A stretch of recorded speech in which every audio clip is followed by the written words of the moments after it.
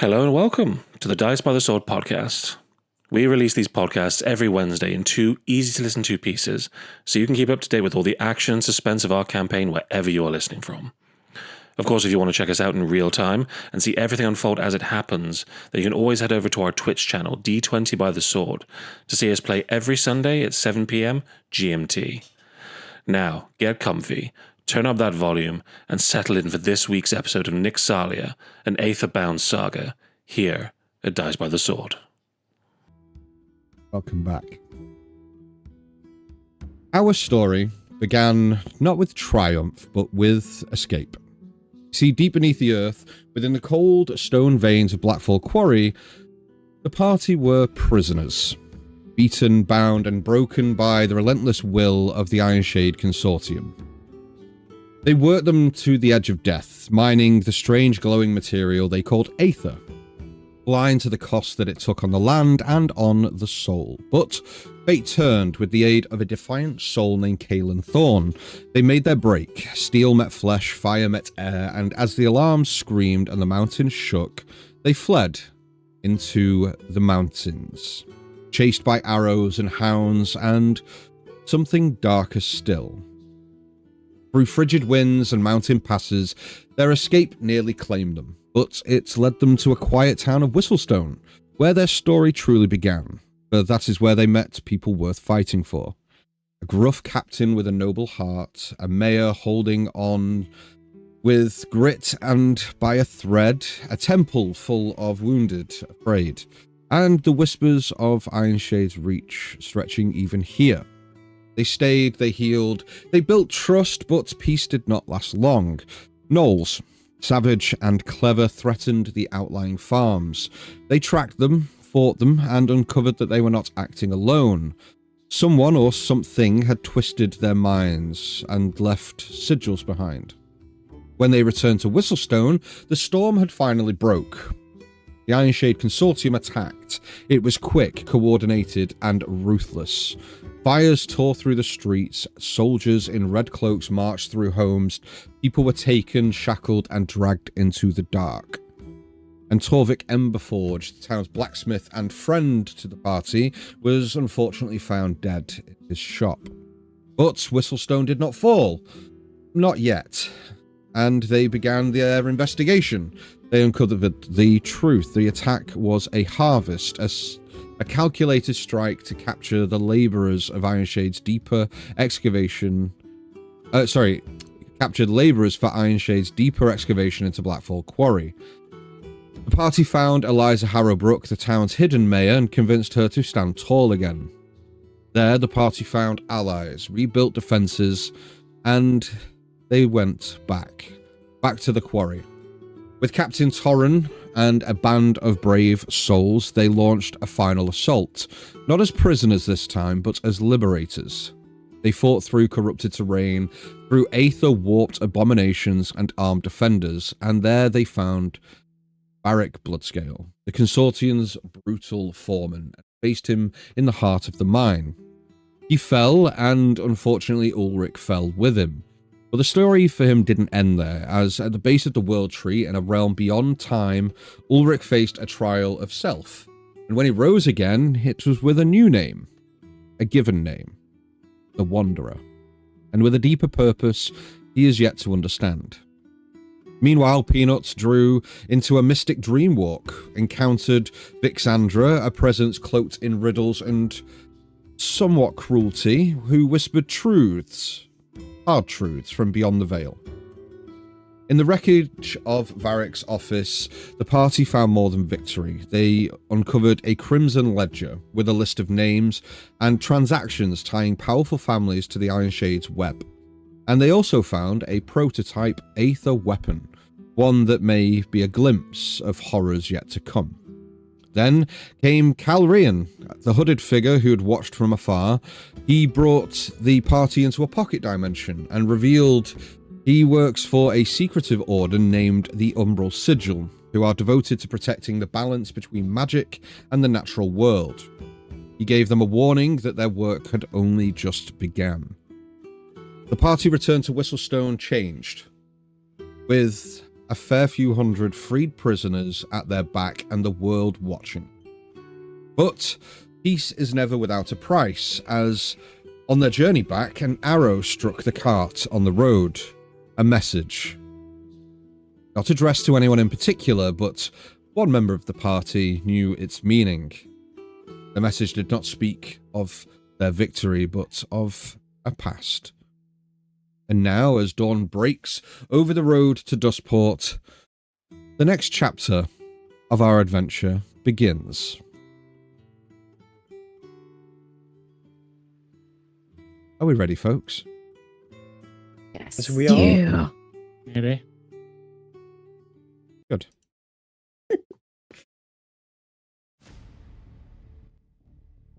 No, I'm not. Thank you.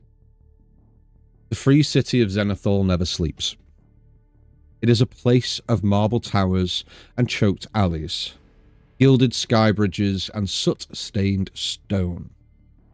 Skyships hum through the clouds like sharks in water, ferrying nobles, soldiers, and secrets alike. Below, steam hisses from grates. The clamour of hammer and gear echo from the underfoundries, and the scent of incense, oil, and ambition fill the air. On the upper tier, far above the choking masses, lies the Obsidian Quarter, a spire-ringed district built for the elite. It's here, within the black glass walls of a fortress-like estate known as Beltthorn Hall, that the Ironshade Consortium makes its decisions. And it's here we find High Executor Melric Rune. The room is cavernous, a chamber like a war room, more like a war room than an office. Dim light spills through narrow hexagonal windows, cut high into the basalt walls. Aether lamps glow along the seams of the ceiling, humming softly. The desk at the centre is immense, carved from obsidian and veined with pulsing aether circuitry. Part furniture, part machinery. Paperwork and arcane relays flicker with every shifting glyph. Melric Rune stands at its edge, back straight, hands folded behind him. He is tall, draped in a high-collared coat of black and crimson. His face is sharp, angular, eyes sunken and still, like dark waters without a ripple. Single sigil, the crimson mark of Ironshade, is etched in silver over his heart. A knock breaks the silence. The door opens, and a messenger, breathing hard, steps in. A younger officer in light aether-forged armour. He bows low, then speaks with trembling urgency. Sir, Blackfall Quarry has fallen. The foreman dead, the site compromised. 400 captives, all of the captives gone. There are whispers, survivors that speak of a group. Adventurers of liberators. Melric does not speak. He moves slowly to the wall behind his desk and presses a panel. And a section slides open, revealing a massive map. The known provinces of the continent of Soltharan, marked with runes and aether-flowing threads. Red sigils bloom across it like bleeding wounds. His eyes flick towards the Stormward province, where a small pin glows faintly near Whistlestone. A moment passes. He doesn't rage, he doesn't shout. He simply says, calm and cold, "So, they've made themselves known." Then, turning back to the officer, "Send word to every node. Zenithal, Duskport, Emberdeep. I want the names, the faces, and the origin of every soul involved. No more shadows.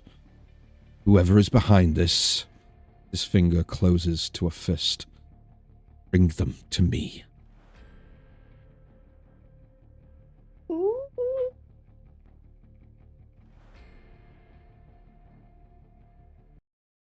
3 days have passed since you all left the grateful town of Whistlestone. Okay. We're back, baby!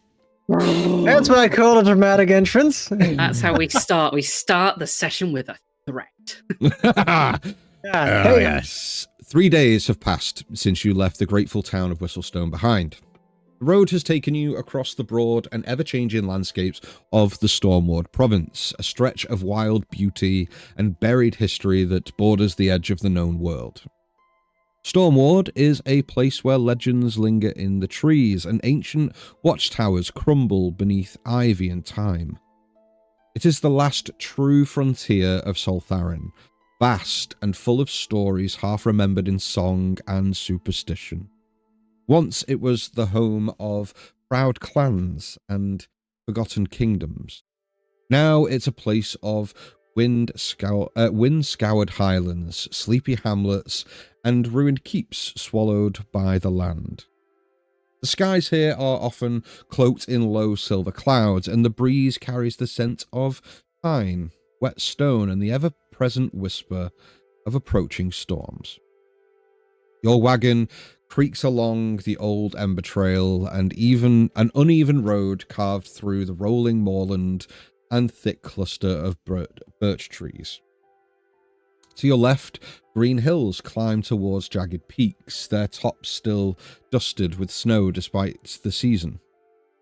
To your right, the land slopes into a patchwork of farmland and forgotten ruins veiled in the soft morning.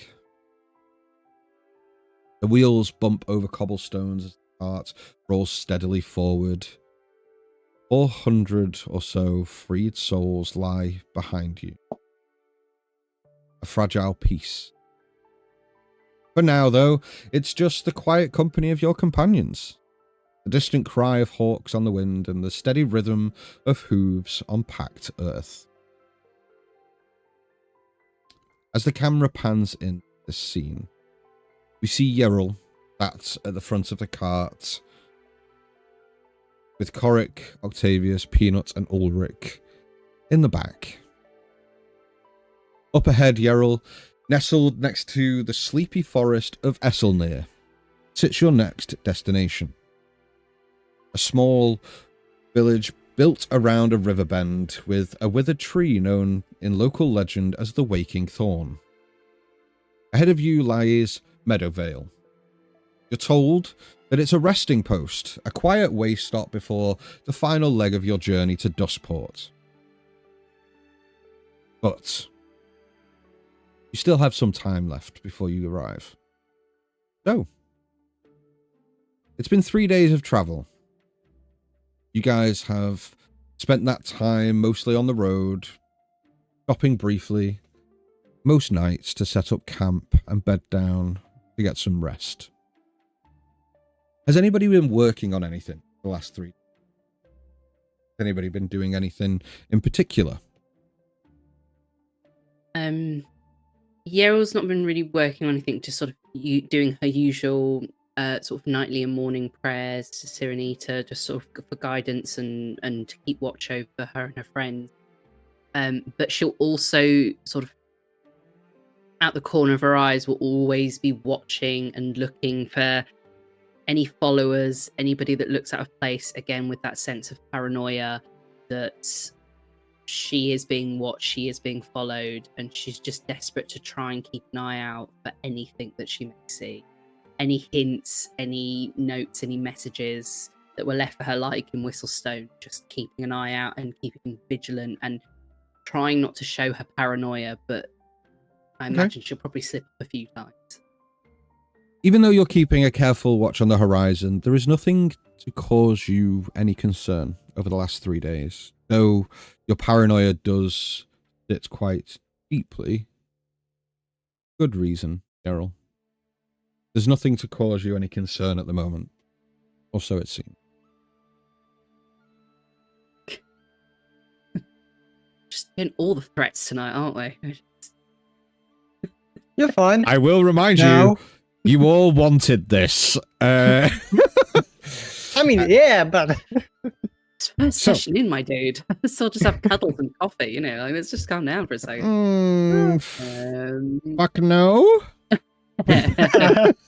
Okay, so she's just gonna do her usual things, but just be vigilant for any kind of any strangeness that's like what the old tactics may be, kind of thing. So she's not looking out for everything, but the old tactics of what may have been used in the past. Okay. No problem at all. What about the rest of you? so, well, on the one hand, there's Zero taking care of the precautions of the party. On the other, there's Octavius. He doesn't care about his surroundings at the moment, as he's trying to figure out how the hell does the assassin dagger in his wrist work properly.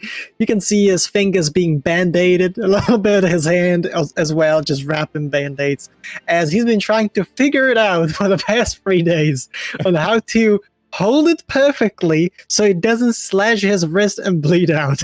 Excellent. Love that. With his second hand, he would definitely be writing already certain stories and folk tales about the adventures that the party had together. Okay. Rather than writing them about Octavius, Gerald, Peanut, Ulrich, and Ulrich, he's writing about a nameless group of adventurers who have been going around saving people from a very horrible company, taking down gnolls left and right, and saving a town which seems to be unnamed, with certain drawings and doodles here and there, so that he may have some small stories to tell when he comes home. Okay. I would say that over the last 3 days, you will have quite easily written those letters. Though you'll have had no means to be able to get them out to their destination as yet, you have confidence that whether it's Meadowvale or when you arrive in Dustport, you'll find the means to be able to send. Excellent.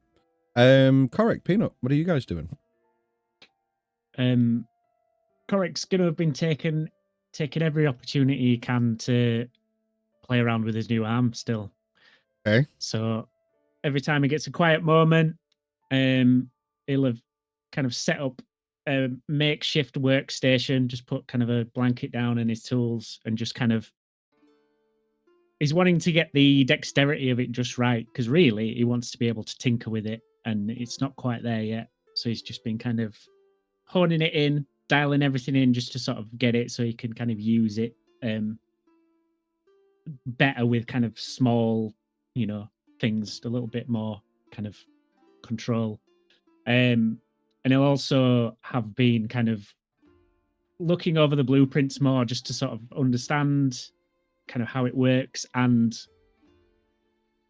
come up with little ideas about, potential things that he might eventually want to, upgrade, and how he can go about doing things like that and stuff. So that'll have been most of what he's been spending his time doing. Okay, excellent. And Peanut, what have you been doing? So Peanut would have probably spent most of the time trying to learn how to play the bagpipes a little better. Yeah. Also, while trying to convince Cheese to sleep in his makeshift bed that she made him, because she's very upset about that. So she's been training him to make sure he gets inside Ulrich's sock, basically. Yeah. And that's really upsetting her. And also, I will say that she will be trying and sitting to get back into that dreamlike state where she met Vixandra many, many times. She's been trying to do that by doing her little creepy counting down from 100. Excellent. Perfect. So, I will say, Korik, you, with the things that with your tinkering, you are getting more accustomed to the art. You, as the couple of days go on and you're spending more and more time with it, you are becoming very familiar with it, and the way the mechanisms work and everything. You're kind of becoming quite attuned to it. Peanut, the training, it goes as well as you might expect. I think by day 3, especially last night, I definitely think Cheese will start at this point to, and at the end of the evening, go very reluctantly into Ulrich's sock and sleep. However, Yeah. you did wake up this morning to find that Peanut was asleep next to it, though very much just to appease you, it went in until it probably noticed that you were asleep as well and just jumped out of the thing. What a dick. In terms of the dreamlike state, I think that you have had varied success. For the most part, the first couple of days, it eluded you. So, towards the end of the evening last night, as you got down towards 1, you felt yourself kind of stepping away from yourself into that dreamlike state, but it was only a half step. There was still a little bit of mastery there that was eluding you. The half step brought excitement and achievement, and in that achievement and excitement, you just weren't concentrating and it just fizzled out, but the thread was there. You're gaining proficiency in this state. You feel like your efforts have not gone for naught. Yay. As you all continue down this path and the cart rolls down a small ridge into a shallow valley, the mist here clings low to the ground, curling around the wheels and the hooves of the horse. Oh, yeah. Yeah, I've just like ghostly tendrils. Jesus Christ. My notes went down to the bottom of the page. I was like, no. Ghostly However, tendrils, help. Yerrol, up ahead, you see parked at the edge of the trail sits a modest but unusual caravan of 3 brightly painted wagons. Each one seems to be adorned with colourful cloth banners, glimmering wind chimes, and etched wooden panels covered in symbols of stars, eyes, and entwined serpents. The wagons form a rough semicircle off the path, and you see a small campfire smouldering between them. She's just gonna. Oh, sorry. Go on. No. Go on. No, she's just gonna turn around to Peanut and say, "Peanut, this. Come up here for a second. Does this look? Is this the circus you were part of?" Do I recognize you? It is not the circus that you. It is not. That would be a wild. That would be a wild way to start this arc. Like, I'm gonna shit myself. 20 I'm not ready minutes for in, I'm that. like, there you go. No, that's a wild How do way. you like the circus? Yeah. No. Is it so it's not just does it look like a circus or is it a different kind of thing? I mean, it's very pretty, but No, I don't. I mean, if you think that they were going to be baddies, why would they have brightly colored things? but that's know. true. That's true. And the side is so beautifully carved and decorated. Yeah. It would be strange. Yeah, maybe we can make some friends. Maybe. I Yerrol, can give them jelly beans. make me a perception check, please. Both of us, or Yerrol, with you being at the front of the cart, Peanut, if you want to also roll one as your attention has been brought to the caravan, by all means. it's not good at all. Perception. One sec now. 14. 14? Ah. And you, Yerrol? My character sheet has frozen. Sorry, over 2 seconds. You're right. Perception. Like that. 12. 12. Okay, that's enough from both of you. That's perfect. Around the fire, you both see there is a small mix of people, 5 to be exact. They're dressed in long travel robes, cloaks, and layers of patchwork garments, each bearing intricate embroidery, glass charms that clink softly with the wind. A pair of them are tending over a pot over the fire. Another sits cross-legged and is carefully painting a swirling constellation on what seems to be a child's toy. A tall figure in a wide-brimmed hat leans lazily against the nearest wagon to the cart path. watching you as you approach with patient, unreadable expression. They seem to be a nomadic group.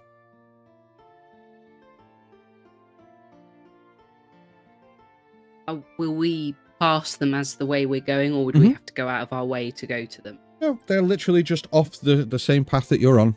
They're just off to one side.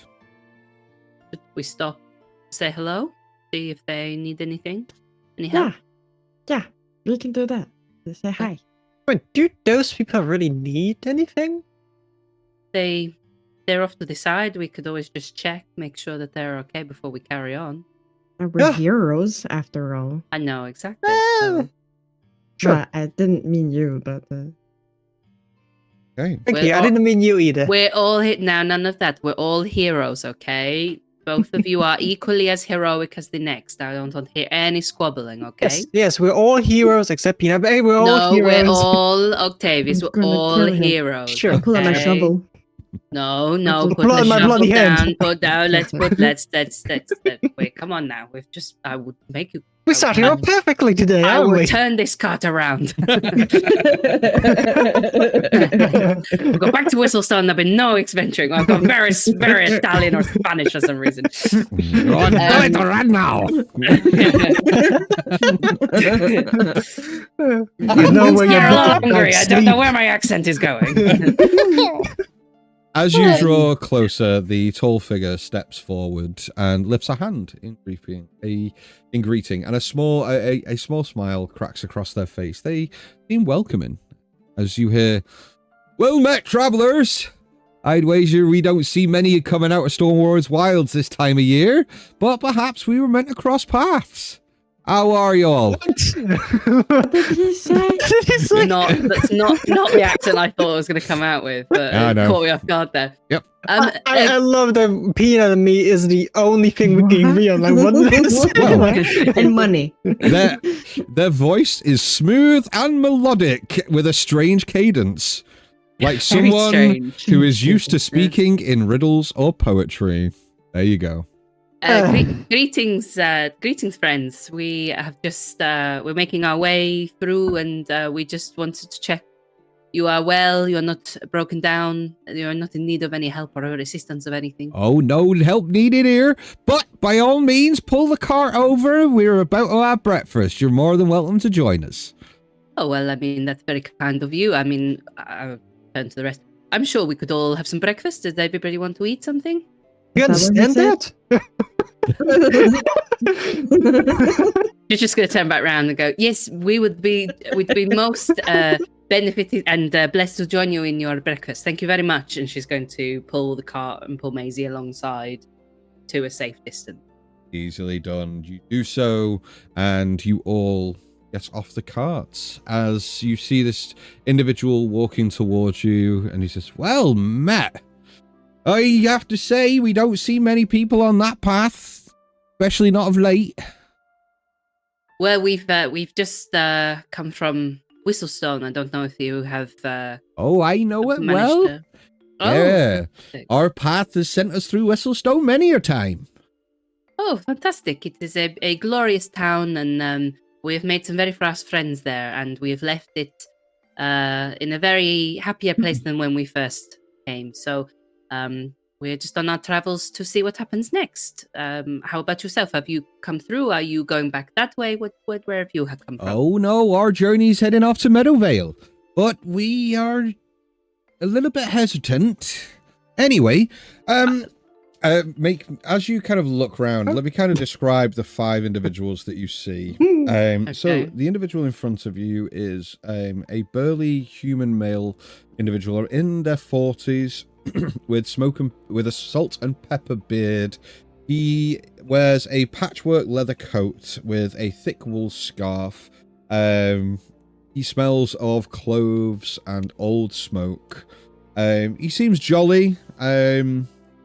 Sitting by the fire, you see 2 other individuals. You see an elven lady who is tall, with silver hair that seems to float as if it were underwater. They are wearing indigo robes lined with star map sigils and constellations on the inside of this robe. They are wearing a circlet tarnished with various small little garnets and what have you on this circlet. Sat opposite to this elven individual is something that strikes you a little bit odd, as it is a very small individual, feathers dark with soot, with a streak of violet across their neck. They wear dozens of little silver bells that chime and ring gently as they move. You see a small Kenku that is sat at the fire. You also see tending to one of the horses is a halfling lady in their late 20s, fiery red hair that's tied up with quills and beads. They have an apron on that seems to have vials of different things on their apron, with a book that seems to be strapped across their chest like a bandolier. And sat painting the small toy is a dwarven individual. They seem tall for a dwarf, though. They have a braided beard that seems to be tied with some stone runes. They're wearing a plated half armor, and they have a very strange weapon when looking at it. It looks to be an old torch that has had an axe head kind of rammed onto the top of it. You can still see some of the fabric of like burnt fabric where the axe head kind of sits on this torch. Looks to be a weapon that they fashioned themselves. Well, make yourselves at home, comfortable. We're making breakfast. We've got some nice, lovely tomatoes. We've got some potatoes, some bacon, and sausages on the grill there. That I understood. Yes, thank you, Octavius. That's very. Sorry, it took me a while, but yeah, I got sausages. They're very hungry. It's been a long journey so far. No, but thank you for your hospitality. It is most grateful and welcomed. It's been a long, lonesome journey, even with just ourselves. It's difficult to always see other people on the road that are so welcoming and so kind. Oh, well, it's our way. We are a small band. We call ourselves the Star Callers. See, we are just a band of people who, well, we are seekers of alignment, readers of fate and the like. We often hippies. pretty much fucking hippies, dude. Yeah, that is exactly what they do. We are a small nomadic group of wandering like mystics and performers and herbalists and astronomers, and we travel village to village and offer our services in exchange for food and shelter and stories. We don't really go to big cities. We like to keep ourselves out in the wilds, but we are part of the old ways. So do you go to town just? That is our way, yeah. We travel around the regions and we stop in at villages here and there. Oh, how very nice. So you meet quite a lot of people, don't you? Yeah, we do, and we like to treat everyone as we would like to be treated. Oh, that is quite wonderful. His accent has changed because it's a little bit easier for me to settle into this accent. I finally understand him, yeah. It's weird. But just out of curiosity, have you perhaps met anyone with the name of Fawn before? Not that I know of, no. It's only the one swan, actually. He talks a lot. Hey, I have a question. Wait, me. Hi. And I follow him. Mm-hmm. Hi. You said that you're performers. What do you perform? Oh, like we read the stars and we read people's fates in the stars and the constellations and we give fortunes. Voodoo. You can read people's fates? Oh, I can't. No, that's not my job. But, Alrina there, she's pretty good at it. What's your Oh, name? dear, What my did you say? manners. Apologies. My name is Branrick. Branrick Hearthrow. Okay, that's nice. What was the lady's name? Could you say that again, please? Alrina. Alrina. Yeah. Fuck me. Right. Rina. I'll go speak to her. Buy me dinner first. So, where are you guys heading? Well, we're just following the road. We might be heading to Dustport, but we're sort of seeing where the road takes us, seeing where we are. My apologies, my friend here was just very excited. That my name is Yarrow. This is Peanut, Octavius, Korik, and Ulrich. We are all traveling on together. It's very lovely to meet you all. Thank you very much for hosting us. It is most kind of you, and you seem to have a very lovely little troop here, and I'm very interested that you have a life on the road. How long have you been doing this? Well, it's our pleasure. It's lovely to meet you all. As I say, my name is Branrick. That there is Alrina. The small one there is Miley. Zivra is by the horse there, and then you've also got Galrim. He's sat there painting that toy. We've been at this now for years. You know, people join our troop and leave when it's their time. Oh, it sounds like a lovely little life to be seeing so many new things and moving around. I know a lot of us have had our times of moving around to seeing new places, new people, new cities and towns, and it can be very exciting. It's such a rich tapestry of all the different sights and sounds and people. Yes, But, well, like I said, it is our way. It is our way. And, you know, it strikes me as odd, because the direction that you're heading is towards Meadowvale, and I have to give you a stern warning. Things aren't as they seem. We've read in the stars, you know, that something's afoot.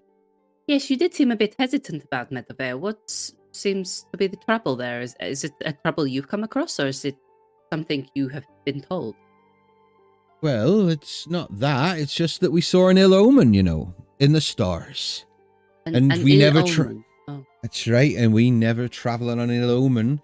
You see, gifted young Millie there, she saw troubling signs in the stars not 3 nights ago. Constellation, apparently, were linked out, and she saw a silver flame appear over Meadowvale in her dreams. Since then, we've just been a little bit hesitant to go there. So we parked up here until things settled down, I think. Do you know what a silver flame mostly means, or is it just a warning? Listen, if we could tell that, then we'd be able to tell everyone. Nope, fortunately not. It's just an ill omen by our means, so we don't move any further until the omen has passed. How long until the omen passes, normally? Well, that is the question, isn't it? We cannot fix the stars, we only follow where they lead. And they will lead us when it's time to be led. Interesting. So much. I'm going to go over to the arena. Mm-hmm. Yeah, that's the elf, right? Yep. Yeah. Okay. She kind of sits there and almost trying to ignore your approach, it seems. Before... Peanut, come on! Sorry. Peanuts, what is happening? remember your manners. Remember your manners. Sorry. Like, you don't like this a lot. As you kind of loiter for a moment or two, she does eventually kind of turn towards you and goes, "Hello." Hi. So my name's Peanut. What's Hello. your name again? Hello, Peanuts. My name is Alrina. Okay, so the guy did say it right. Okay. He told me that you can read stuff in the sky. When it is time to read things, yes, I can. Okay. But can you can tell people's fate? Sometimes. Can you tell mine? When the stars are out, maybe. Okay, and I just sit cross-legged in front of her. Are you going to wait for the Wait. stars? Yeah. Okay. Realize that will be all day. Hmm? Do we have much of a choice in this matter? Is the little Kenku about? Yeah. What's the Kenku's name? Miley? Oh, hey Miley. Yes? Miley. Oh fuck me.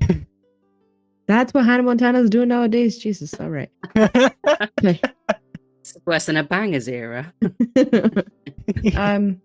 What are you doing? You wanna come sit with me? In almost perfect mimicry, they copy your voice Go on. and go. Can't wait to hear this. do it. Can't wait to hear this. I don't. I No, don't. go think on, I do can. it, I'm gonna. dickhead. I'm gonna make. I'm gonna make Come Peanut on. sounds like Gollum. Do it. Do Oh, it. Do right. Say. it. Do it. Okay. Say a line as Peanut. Hi everybody, my name is Peanut and I like jelly beans. You see, most. No, I can't do it. Most. They say I can't do it. I can't do it, dude. It's a Almost, talent. It was there. It was there. I can't. If I do it, I can't do it like in the front Aye. of my mouth like you do. Mine has to It's go in the towards back. the back. And I'd Yeah, have to. that's where I'd it have is. to speak like Gollum, and it wouldn't come out That's like that. basically it. That's it. close That's enough. But it. you see, Just- Miley just turns and goes. Down a couple of tones. Most, Yeah. most walk forward, we walk upward, and in doing so, see Okay, now- farther. You see, it goes Gollum. I can't do it. A little bit. It's like very riddles. Yeah, isn't yeah, it? yeah, Just yeah, yeah. very- It Down is a a couple of specialty tones. only Peanut It has. is. Just needs to come down a couple of tons, and then it's not that far off. You're just doing it a bit too high. That's all. I can't do it, Laura. Now you Now sound it like is Snape. Gollum. Yeah. Like Snape and Gollum. Okay. Gross. Mr. Weasley. Yeah. Now I have a machine gun. Oh. It's the Um, it's the smash up we never knew we needed. And you have it. And apologies for those at home. This is this is your regular scheduled broadcast of this. But yes, the Nonsense? We Kenku, don't do nonsense, never. the Yeah, no. Kenku says most walk forward, we walk upward, and in doing so, see farther. It's so impressive. You hear One more. Further. you hear Alrina turn and go, I do apologize. Miley often sees people's fates, but only in soup. In soup. Is there any soup about? Is it ready? Unfortunately not. We are cooking breakfast. You're more than welcome to have a plate if you're hungry. Never had breakfast soup. You never had those. I love no, a good hearty breakfast soup. chunky. Okay. So, that's fine. I'm just going to sit there. The Peanut lines today are the best, I swear to God. I'm just going to sit in front of her. And every time she goes somewhere, I'm just going to follow her. She's quite determined, you know?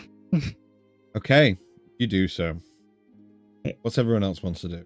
Octavius, Corrick, what are you guys doing? I got a bad feeling about it. I don't know why. Just like a hunch, kind of. Okay. I don't know. Octavius never liked fortune tellers that much. He found them more of a scam, really. So Okay. he just out of curiosity, he always like, what's gonna happen? Just like literally small bits of things, just every now and then, just talking to them, helping them a little bit with preparation. But at the same time, he's like trying them to do something magical, and he just doesn't believe in fortune tellers. So like he knows magic, but he doesn't believe in fortune tellers which can tell the future. It's just like yeah. Yeah. Okay, if somebody did a card trick, you'd be absolutely astonished and be sold, but somebody reading can tea do a leaves, card it's not for trick. you. Yeah, exactly. Okay, no problem. Corrick, what are you doing? Corrick's going to be enjoying some breakfast, and he's going to sit by Yerrel and say, so it sounds like there's some problems going on in Meadowvale. Yes. Do you reckon we want to get there quick and, do the things that we do? I mean, it wouldn't be terrible to go and have a look and see what's going on if we can help them out. And if Well- there's a problem we can fix, I mean, it would be silly to not go and try. Yeah, True, no, but at the same time, if they think they can outweigh the problem, I think one day is not going to kill us. But depends what the problem is, doesn't exactly, if there's lots of things going on and people are getting hurt, the more we sit here, the more people are getting hurt. it? I mean, if they're staying here, they're staying here. We can always come back to them and let them know that it's safe for them to go through. yeah, no, True. I'll be honest, these guys are a bit annoying, aren't they? I don't know which language they speak, if it's Sylvan or Dwarvish or whatever, but it just sometimes I just hear sausage and everything else is just muffled. Like, it's very weird to actually listen to him. Like one guy, he said like, "What is that?" And I had no idea what he wants from me. They seem a very nice bunch. They're giving us hospitality. They, they are being... No, they're nice, but they're just a bit chipper, aren't they? Yeah. There's That's nothing wrong weird. with being chipper. I mean, everything that we've been through recently, it's nice to have a bit of chipperness to keep us going. Do you not think? I don't know. I quite like a healthy bit of cynicism myself. Well, yes, I thought you might say that. But, Yeah. So she's going to go to... I've forgotten his name now, the person who had Branrick? welcomed us. No, Roderick? Brenrick. Bradrick. Branrick. Branrick. Branrick. Oh, Bran. Let's just call him Bran. Bran. Okay. Yeah, I was going to go up Richard. to Bran and just say, so this issue that you're foretelling in Meadowvale, we were thinking maybe we might go ahead, sort of see what the situation is. All right. Hopefully try and sort the situation if we can. And maybe we can come back and let you know that all is free to travel through if you wish to go to Meadowvale. Oh, well, that'd be fantastic. But if you do end up solving the problem, we'll probably see it in the stars anyway, so no need to come back and let us know. Are you sure? Oh, We didn't want you to yeah, I was just gonna be like, shush. Shut the fuck up. Shush. Grown-ups are talking.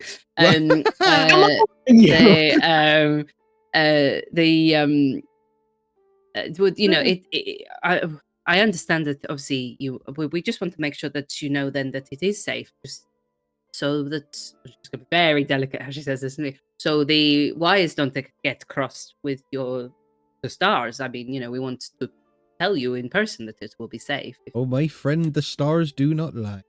We've been reading them for enough time now to know falsehoods against any other. So if you do end up that way, then all the luck, and I hope your journey is fruitful. Now, and you see plates are being collected. You've all enjoyed a very hearty breakfast. Peanut, you have noticed that as Alrina gets up a couple of times and notices you follow her, eventually just ends up just sat down, and you just sit in very uncomfortable silence for the remainder of this time. I'm not uncomfortable. I mean, she definitely is. That's not my problem. But you finish your breakfast. Is there anything anybody else would like to go before? Anything anybody else would like to do before you go? I want to go up to the dwarven guy. Okay. Yeah. What was his name again? Galrim. Galram. And he was the one painting the toy, right? Right, yeah. Okay. I'm just gonna go up to him, but I'm gonna do like this to Arena. Okay. So She knows just that I'm kind of going furls her eyebrows a little bit. Yeah, and we're just gonna turn around. Are you shakes- threatening people again, Pedna? No, no. Really, we talked No. about Shakes her this. back. No, I'm not. She's not. She's not. And I'm he's not. like, she's not. Go, go, go. And I stomp off kind of in a bad mood. I'm not doing anything bad. And I stomp off. It. Mhm. And I will go up to the guy. What is he currently doing? You see that he is currently sharpening his axe. As he notices you walk up and he goes, all right, Hi. I'm Peanut. Galrim. Cool. I seen that you were painting something. Yeah, What was it? toy. Or who? Someone that Right, needs a this guy. toy. I know that, but is it someone special? No. You want the toy? Yeah. Oh, you must be special. Yeah. And Yeah. he literally hands over this kind of like little wooden carved, only small, but it's a unicorn.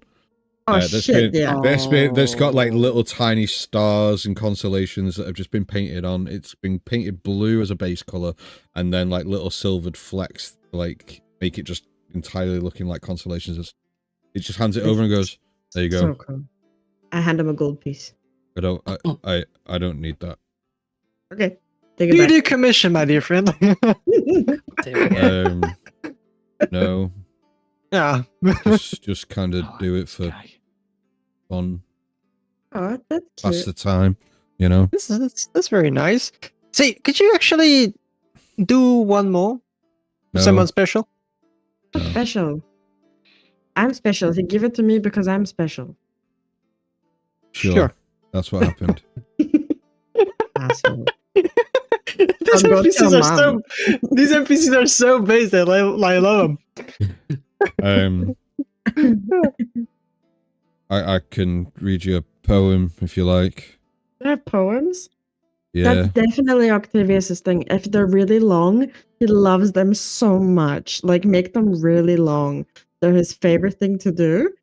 Have fun. He really likes things about love, especially about like rainbows and stuff. Like everything happy, he loves. But also, if you talk about unicorns a lot, his favorite thing.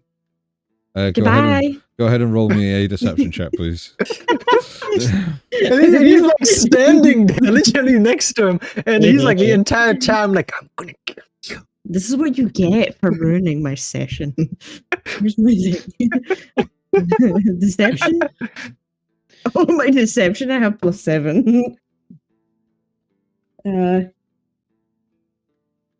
27. Excellent. As you walk away, you see that Galrum's head just 26, sorry. turns slowly towards you, Octavius. He goes, "You're a strange fella." Like in, I just laugh and like, walk right. away. you know, Thank you. like in rainbows and stuff. It's a bit. Oh no, strange. it's not really for me. It's for someone special other than me. It's That like, was a gift. That you wait. You like them for someone special. That's nice. You did say Thank you like things about love and stuff. You in love? No. Used to, but no. Lion. He's lying. Okay. Can I throw a Mac at me now? Can I just throw just ball in? magic missile? No. Catapult. Can Yeril just sort of see what's going on and be like, "Oh, so sorry. Thank you so much for your time. We would love to hear more, but we've got to get on the road. I'm very Absolutely. sorry." Wait. And He still needs to Octavius, tell me a poem. you feel this heavy I knew it. heavy dwarven hand just get placed on your shoulder as Galrim stands and kind of pulls you down to his height and just looks you dead in the eyes, about maybe half a foot his face from yours, and goes, "We watch the skies for fallen truth, guard the dark with flames uncouth, but silence here that speaks loud. Stars are veiled behind a cloud."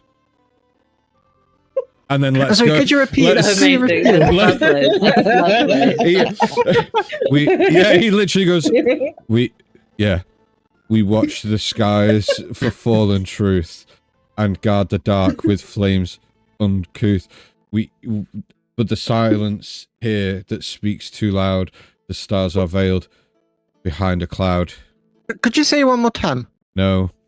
And just like takes his hand off your shoulder, sits down, picks his axe up and goes, "Remember that." Yeryl's write it, though. Yeryl's just gonna sort of be like rolling everybody up, like being like, "Thank you so much. That was beautiful. It's very evocative. Though the atmospheric, lovely, very good. Right, let's come on now. We've Oh, no. we've annoyed these people enough now. But There's we only need so to many wait times. for the stars. You She's hear gonna tell me. We you can't hear- wait till day. you hear the Kenku mimic your accent and your voice perfectly, Yeril. And they go, the ley Sorry, lines can we hear that? Can we No, hear that? we please? can't, no. As they It's just say, posh, man. It's just posh. the ley lines out here, wibbly wobbly, like energetically constipated. Something's bunching the weave. Soup. And then just kind of ruffles the feathers a little bit and like these jingles of these bells. And then they just kind of go and wave at you and then just kind of get back to doing what they were doing. I want She's bells. she's sort of gonna stop and like take that in, and then in Arako, she's just gonna say, because she doesn't understand, she's just gonna say and be like, "Thank you, peace be with you. I like your bells," and then just keep moving. I like your bells. Hey. Is there anything else anybody would like to do before you get back on the cart and head down off in the direction of Meadowvale? I'll ask for a sausage. Of course you will. You've already had breakfast. We've just eaten. I know. You want more sausage? We'll have a second breakfast. Unfortunately, you have had breakfast. And when you were eating, you could see that they hadn't started to make any more food than they had previously. And it seemed what they had done is just split what they'd currently made for the 5 of them between the 5 of you as well. Damn, okay, that's very nice of them. So they didn't like just cook extra food. They just split whatever they were eating with you as well to give you some food. It is so nice of them. Then I'm just going to, as we're leaving, just in a small pouch, I would just leave him a small pouch of 5 gold, just for the stuff. Okay. It's on there, not giving it to them, but just like leaving it there. Okay, no problem. You do so. You all head back towards the cart. The travelers wish you well, all wave you off as you set off down the road towards Meadowvale. Auf Wiedersehen, meine Freunde.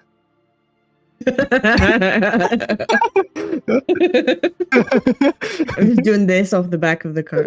Yeah, I was just gonna be like, guys, we've really got to work on our social workings. That was abysmal. And I'll say in Yero's voice, okay. I know.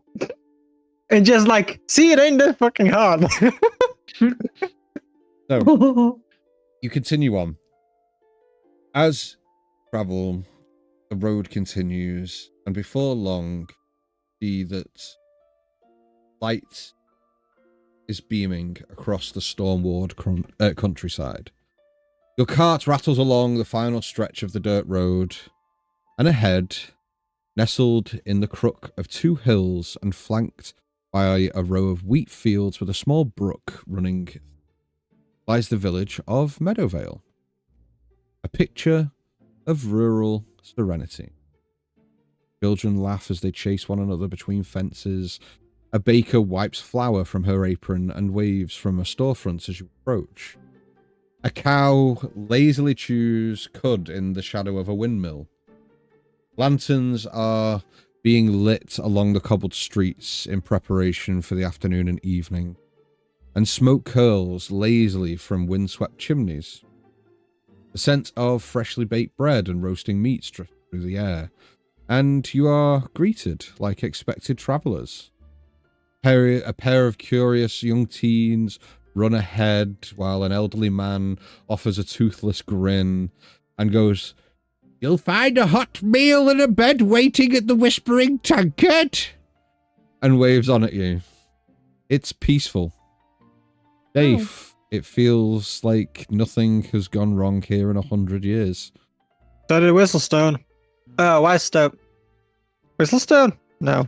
You see, as you enter the town, there is a small wooden sign that creaks in the breeze, and upon it says, "Welcome to Meadowvale, where good things grow." And as you roll in, a wave from a local catches your attention. You see a halfling man, about mid-50s. You see he's wearing a worn apron that's covered in flour with a sprig of lavender tucked behind one ear. He's carrying a basket of pastries, it seems, with a jar of honey nestled next on the tray. He's a little round, quite a portly gentleman, and you see that there is a warm smile that nestles across his face as he welcomes you in. "Well now, travellers on the wind, come, don't be shy. You have the look of folk who've seen a road or two. And you're just in time. I've got a fresh batch of blackberry buns cooling, and and I won't take no for an answer. If He, anyone touches anything, Yerl is just going to stand in front of everybody and just say, "Oh, that's very kind of you, but I understand that there's you've been having some troubles lately in your town, and is there any way we can help?" oh, Inside check.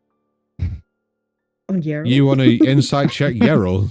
The little man, Should because really I'm not going to take no to an answer. Really, just like tick them off.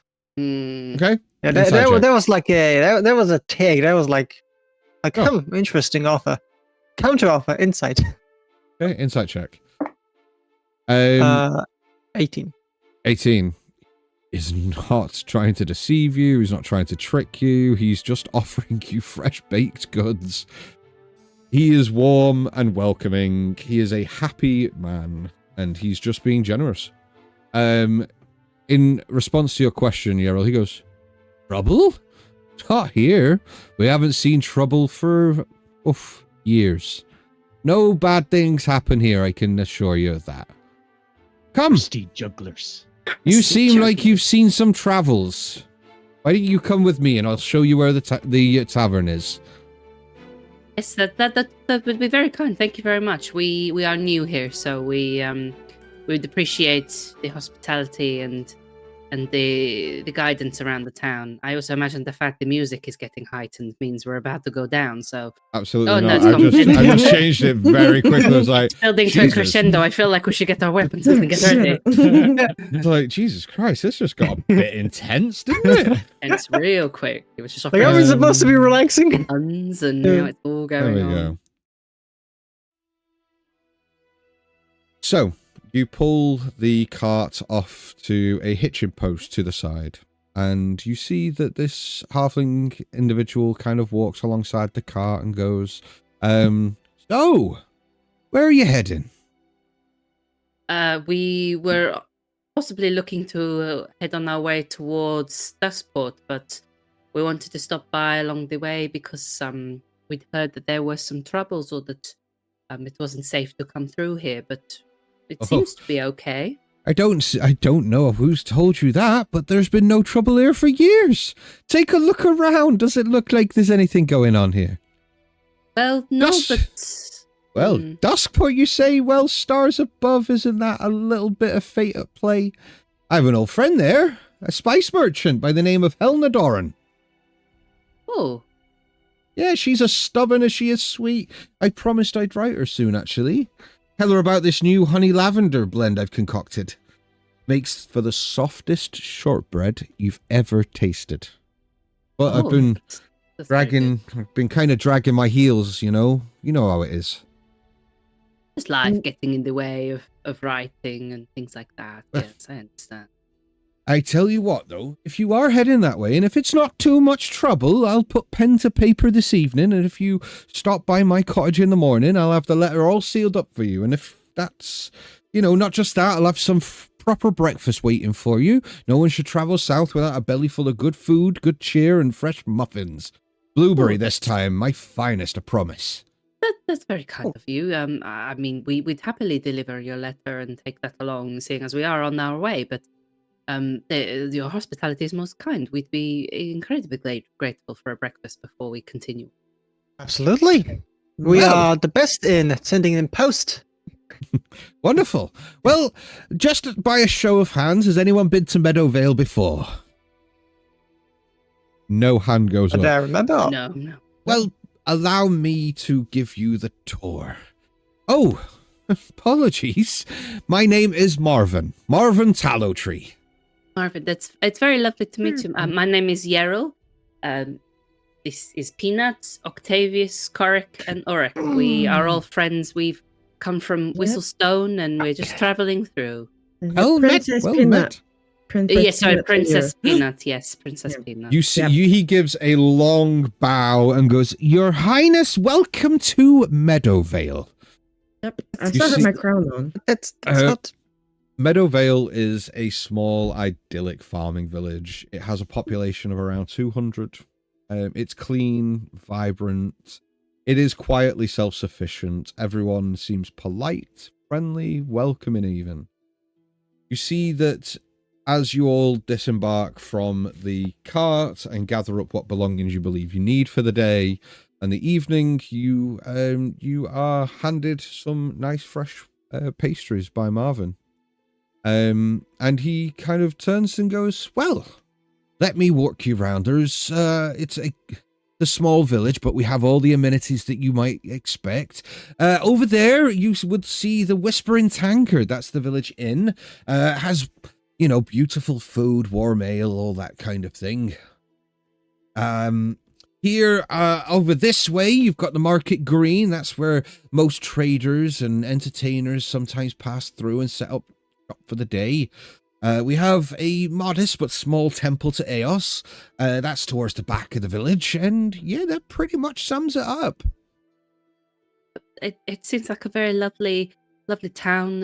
Very very quaint, very sweet. We don't come across those a lot in my travels very much. It seems the bigger cities always are very loud and too much is going on. This seems very lovely and quiet and easy to be around. So thank you very much for introducing us. Well, we do what we can. We love where we live and we respect it. We respect each other, we respect where we live, and we take care of each other and the things that we have and the places that we kind of reside in. Oh, I have a question. Oh, Yes, Your Highness, of course. So you said that you care and stuff. And it's quite a small town. Do you have a graveyard?